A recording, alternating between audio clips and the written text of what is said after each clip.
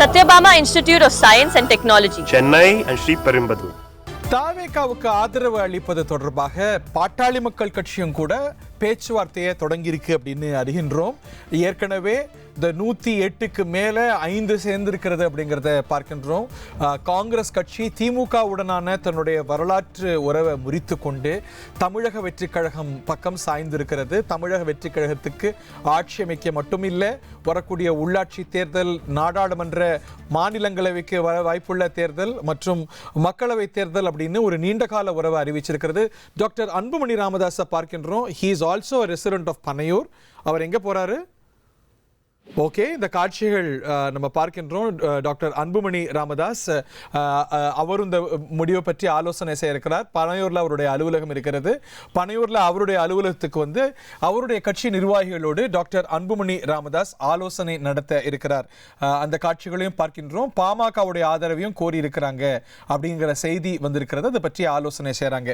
Okay, பனையூரில் பாட்டாளி மக்கள் கட்சியுடைய தலைவர் டாக்டர் அன்புமணி ராமதாஸ் ஆலோசனை நடத்துகிறார். காங்கிரஸ் உடைய 5 ஏற்கனவே சேர்ந்து தாவேகா பிளஸ் காங்கிரஸ் 113 வந்திருக்கிறது. ஒருவேளை பாட்டாளி மக்கள் கட்சி ஆதரவு அளிக்கும் பட்சத்தில் 113 பிளஸ் 4 117 அப்படிங்கிறது வந்து விடுகிறது. கிட்டத்தட்ட அந்த மேஜிக் நம்பரை நெருங்கி விடுகிறது. அதற்கு மேலே ஒரு சேஃப்டி நெட் தேவை அப்படிங்கிறது மறுக்கிறதுக்கு இல்லை. திரு ரமேஷ் அவர்கள் நம்மோடு இணைந்திருக்கிறார், மூத்த பத்திரிகையாளர் திரு ரமேஷ். இது 2 முக்கியமான விஷயங்களை நம்ம பார்க்கணும். One is a huge development, ஒரு நீண்ட கால உறவு, திமுக காங்கிரஸ் உறவு இந்த தேர்தலுடைய விளைவாக முறிந்து தாவேகாவுக்கு ஆதரவு, தாவேகாவுடைய கூட்டணி கட்சியாக காங்கிரஸ் தன்னை நிலைத்து கொண்டிருக்கிறது. அது வெறும் ஒரு தற்காலிக உறவு அப்படின்னு இல்லாமல் ஒரு நீண்ட கால உறவாகவே பறைசாற்றி இருக்கிறாங்க. இந்த டெவலப்மெண்ட்டுடைய இம்ப்ளிகேஷன் என்ன அப்படின்னு நினைக்கிறீங்க? இன்னொன்று நான் ஒரு துணை கேள்வியும் கேட்டுடுறேன். கம்யூனல் ஃபோர்ஸஸை சேர்த்துக்க மாட்டோம் அப்படின்னு சேர்த்துக்க கூடாதுன்னு கண்டிஷன் போட்டிருக்கிறாங்க. விசிகாவை கேட்டால் பாமகவையும் பாஜகவையும் அந்த பிரஷில் தான் பெயிண்ட் பண்ணுவாங்க. காங்கிரஸ் இன்டர்பிரட் பண்றதுல பாமகலாம் வராதா? அதாவது முதலில் காங்கிரஸ் கட்சி எடுத்திருக்கக்கூடிய இந்த முடிவு என்பது பச்சையான சந்தர்ப்பவாதமாகத்தான் பொதுமக்களால் பார்க்கப்படும். இது திமுகவுக்கு முதுகில் குத்து விட்டார்களா அல்லது திரு சரவணன் கூறியது போல வாக்காளர்களுக்கு முதுகில் குத்து விட்டார்களா எல்லாம் என்பதெல்லாம் ஒரு புறம் இருக்கட்டும். அதாவது தேர்தலுக்கு முன்பு காங்கிரஸ் கட்சியிலே ஒரு மிக பெரும்பாலானவர்கள் தாவேகாவுடன் கூட்டணி வைக்க வேண்டும் என்று விரும்பினார்கள்.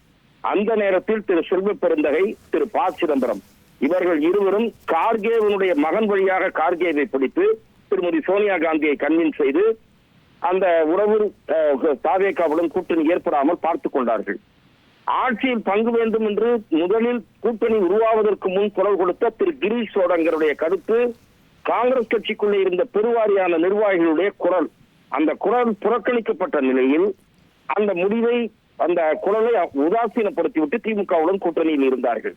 ஆனால் கூட்டணி முடிந்து வெற்றி சான்றிதழ் கொடுத்து அடுத்த நாளே அந்த கூட்டணியில் இருந்து வெளியே வருகிறோம், அதுவும் ஆட்சியில் பங்கு கிடைக்கும் என்ற ஒரு நப்பாசை நாள் என்று சொன்னால் இதை விட ஒரு கேலி கூத்தான ஒரு ஏற்பாடு இருக்க முடியாது. இந்த மாதிரி கேலி கூத்து இந்திய நாட்டில் நடக்காததா?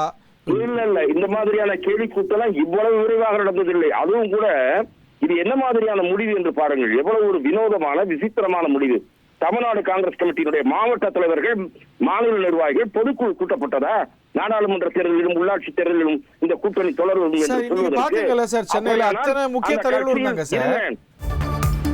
இல்ல, குறிப்பிட்ட சில தலைவர்கள் தான் இருந்தார்கள். ஆனால் ஏற்கனவே மாவட்ட தலைவர்கள் அனைத்தனை பேருடைய கருத்தையும் கேட்டுவிட்டு அவர்களுடைய விருப்பத்திற்கு மாறாக ஒரு முடிவை நீங்கள் எடுத்தீர்கள்.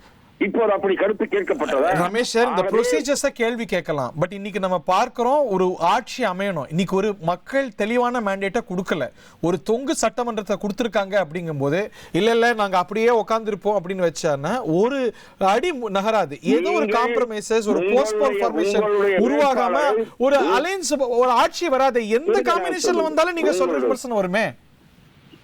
நிச்சயமாக வரும். உங்களுடைய அதுக்கு மாற்று என்ன? இம்பாஸ் அப்படி ஒரு தொங்கி சட்டமன்ற தொங்கி ஆட்சி அமைக்காம இருக்கிறதா? இல்ல, நீங்க செய்யலாம் சார். அப்சைன் பண்ணி ஆதரவு தரலாம், இல்ல நாங்கள் பிரச்சனைகளின் அடிப்படையில் ஆதரவு தருவோம், எங்களுடைய ஆதரவு நிரந்தரமானது அல்லன்னு சொல்லலாம். ஆனா உடனடியா பாயறீங்க, எங்கடா சான்ஸ் கிடைக்கும்ன்ற மாதிரி. இரண்டாவது, உங்களை வேன்வை ஏற்றிட்டு ஓட்டு கேட்ட திரு மு.க. ஸ்டாலின் அப்ப என்ன கேட்டாரு? நான் என்ன சொல்றேன், திராவிட முன்னேற்ற கழகத்துக்கும் தாவேகாவுக்கும் தான் போட்டி என்று திரு விஜய் பேசினார். ஓகே, விஜயை திமுக விமர்சிக்காமல் இருந்திருக்கலாம். ஆனால் நேர் எதிர் அணியில் நின்று அந்த தலைவருடைய தயவில் வெற்றி பெற்றுவிட்டு ஓகே, நீங்கள் அடுத்த நாளே முகாம் மாறி அடுத்த கூட்டணிக்கு ரெடி ஆகிவிட்டீர்கள். Okay. Satyabama Institute of Science and Technology. Chennai and Sri Perumbadur.